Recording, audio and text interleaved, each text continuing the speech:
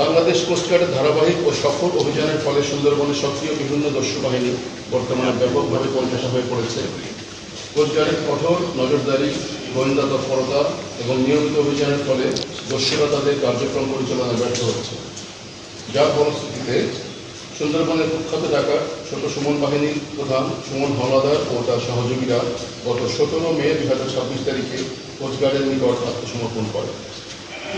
আমরা সুন্দরবনের সকল সক্রিয় ডাকাতদের দস্যুবৃত্তি পরিহার করে বাংলাদেশ কোস্টগার্ডের নিকট আত্মসমর্পণের মধ্যে দিয়ে তাদের স্বাভাবিক জীবনে আসার আহ্বান জানাচ্ছি।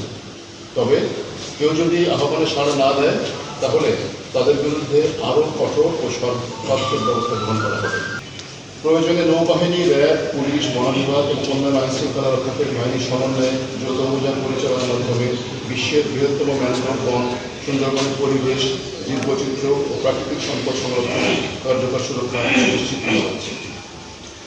সুন্দরবনের নিরাপত্তার পাশাপাশি দেশের দ্বিতীয় বৃহত্তম সমুদ্র বন্দর মোংলা বন্দরের নিরাপত্তা নিশ্চিত করতেও বাংলাদেশ কোস্টগার্ড নিবিড়ভাবে কাজ করে যাচ্ছে।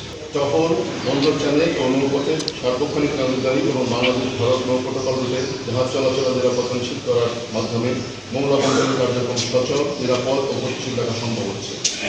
ফলে দেশের বৈদেশিক বাণিজ্য নির্বিঘ্ন রাখা এবং অর্থনৈতিক কর্মকাণ্ডের ধারাবাহিকতা বজায় রাখতে সহায়ক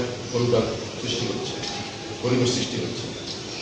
একই সাথে দেশের সমুদ্র সীমা, উপকূলীয় অঞ্চল ও নদী তীরবর্তী সীমান্ত এলাকায় অবৈধ কৌশল প্রতিরোধে বাংলাদেশ কোস্টগার্ড সর্বদর্শক অবস্থান রেখেছে ও তাদের সহযোগীদের একটি গুরুত্বপূর্ণ ঘাঁটি হিসাবে পরিচিত হওয়ায় উক্ত এলাকায় কোস্টগার্ডের স্টেশন স্থাপন করা হয়েছে।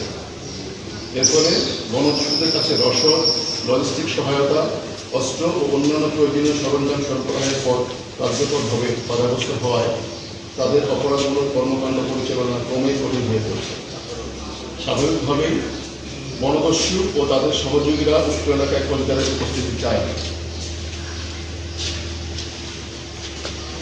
এরই প্রেক্ষিতে গত 11 জুন 2026 তারিখে জয়মন্দির ঘোল এলাকায় অবস্থিত কোস্টগার্ড স্টেশনে একদল দুর্বৃত্ত অতর্কিত হামলা ও ভাঙচুর চালায়। এতে দায়িত্বে পালনরত কয়েকজন পরিবার সদস্য আহত হন। পরিস্থিতি নিয়ন্ত্রণে আনতে কোস্টগার্ড প্রয়োজনীয় ব্যবস্থা গ্রহণ করেছে এবং ঘটনার প্রকৃত কারণ উদ্ঘাটনে যৌথ অভিযান পরিচালনা করছে।